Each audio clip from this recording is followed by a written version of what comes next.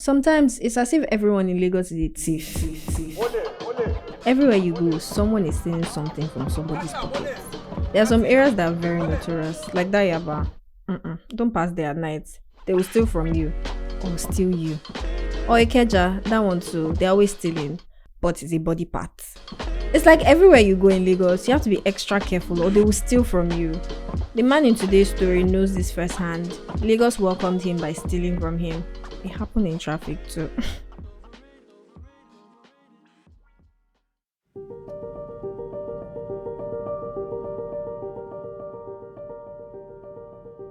I remember what it felt like after it happened. I remember the feeling of like nervousness that I had like every single time that I was passing through this particular place. My name is Daniel Akins. I am a producer and presenter. I currently work at a radio station. I live in Lagos. Unfortunately, like I wish that I could not be in Lagos but also be in Lagos at the same time. Just because I just have a love-hate relationship with Lagos.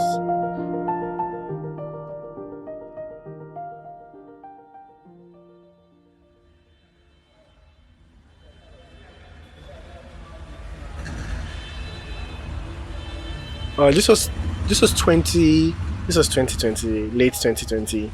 Um I just come into Lagos. This is like me coming with this really energetic spirit. I'm coming to Lagos to hustle. We are in the big city now. Like I was staying in Ikeja at the time.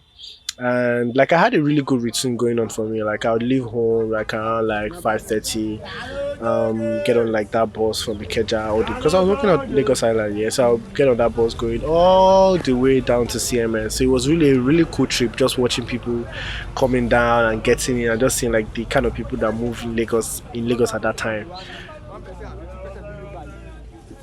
So this particular day, obviously I'd gone to work and I usually come back from work. I leave like the office and at that time I used to leave like around like 8 and get like on like one of the last buses leaving from Lagos Island back all the way to Ikeja. But this time around, like I was going with a colleague, and this colleague of mine that used to go my way was saying like, okay, this time like she needs to go a different way. But I was like, I don't feel like going home alone either way. But I will follow your route, right? The bus still sort of gets to my side if I follow your route. But so this means that I had to go through Yaba. So we go through Yaba and we get to Yaba and I get on this bus. Ikeja. And this one was just really weird because like the conductor for this particular bus was just more wild than I was used to. Go on the bus. This was like around 9. Go on the bus. And I was listening to music, yeah. And I remember I had a laptop bag. So I had my backpack, a laptop bag, and was it a backpack? Yeah, a backpack, a laptop bag, and I had my phone in my hand, right? And so when I wanted to get down at my junction at Ikeja, so if you know Ikeja very well, there's Unity Junction. It's not so far from like the bridge, and I know that's where I come down. And I just take a straight walk to my house.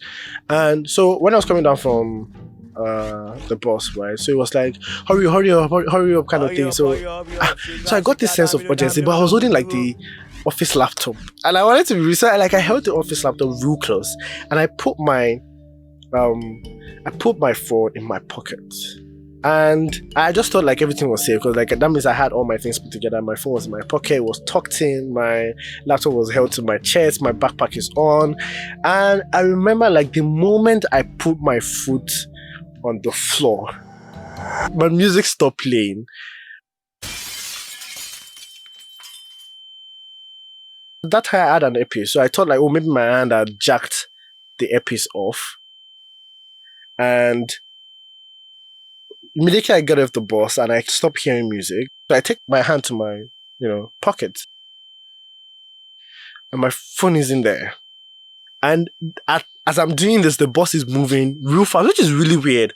Because like, they still take your time because I was hardly out of the bus. And I see the bus moving away from me and getting farther and farther and leaving me with the reality that the bus conductor had swiped my phone and taken my phone the moment I stepped foot off the bus.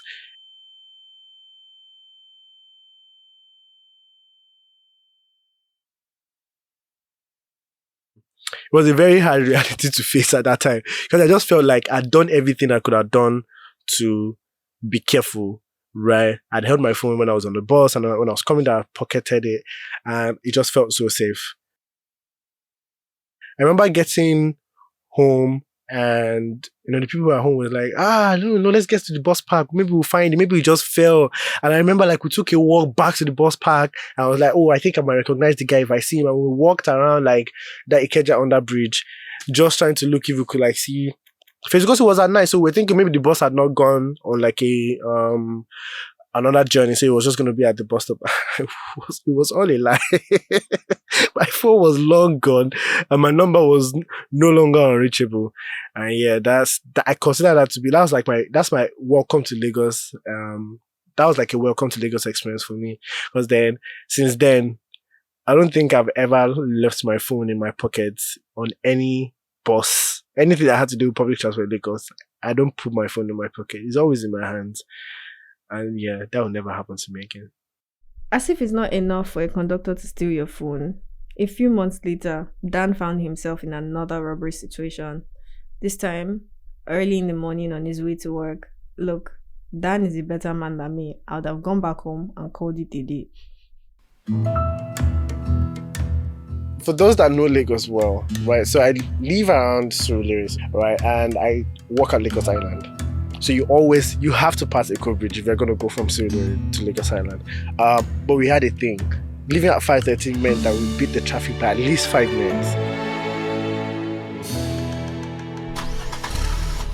But this was early in the morning, 5:15, 5:30. I got ready, done all the things that I would do naturally, when I wake up and everything. And at the time, like myself and a bunch of colleagues, stayed together. So we all tried to always beat traffic in the morning. David was driving and Sandra was sitting next to him in front, and my friend Benga was with me at the back. Around 5:30, we left our house, to go to work, and we're coming through Eco Bridge. And this time around, there was traffic at 5:30.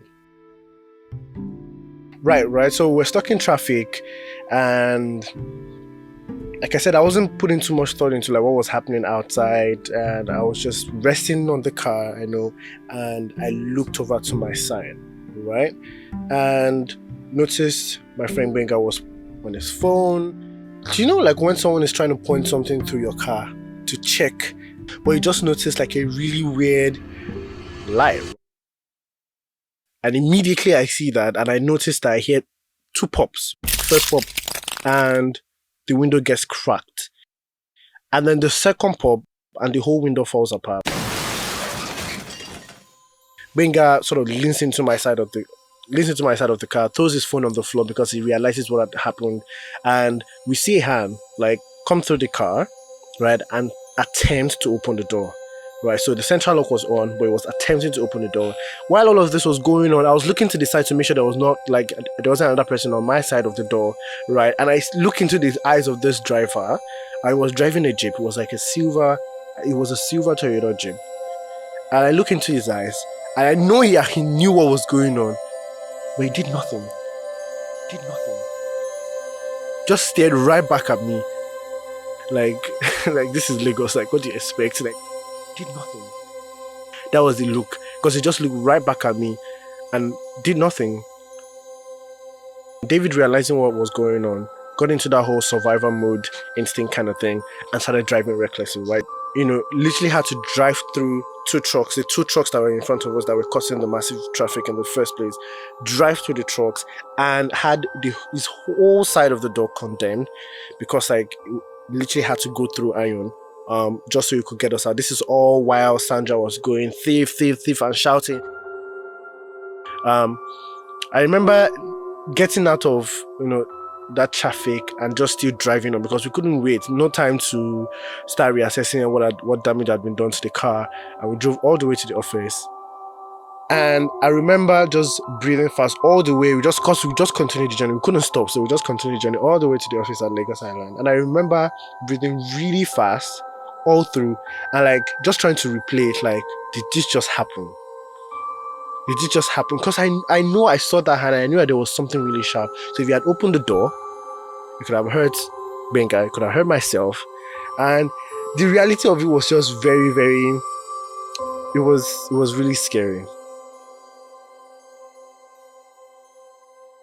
In driving, it was just like we were just really silent because like we were just trying to assess what had happened, right? Sandra that was usually real bubbly, or real bubbly really was just quiet, and everybody was just trying to, I think, come to terms with the fact that that had just happened and that it could have gone any other way. We are all Lagosians, like we've heard stories that it could have gone any other way, and all the ride all the way to the office was just really quiet. And I remember like I had a show for 6:30, and I remember like I was on the show and I was still shaking because like I was just still playing back, what happened, playing back what happened, and just trying to like, wow, that actually happened. I call that my Lagos experience because like when you talk to like most Lagosians, you hear of that. That's one story that showed that oh more this is Lagos, like anything can happen to you, right? And I think this was one of those moments for me. I mean, I'm happy that it didn't end up as brutal as it has ended up for some people, but yeah, I consider this like a top scarring Lagos moment because I remember when I was staying in Sule, still having to pass through a cold bridge and being so uncomfortable. It didn't matter if I was in a car or a bus, or it just did not matter. I would just be breathing real fast every time I was on the cold bridge. It was crazy because like I just remember, and I keep looking to my side, left, right, like who's coming from where.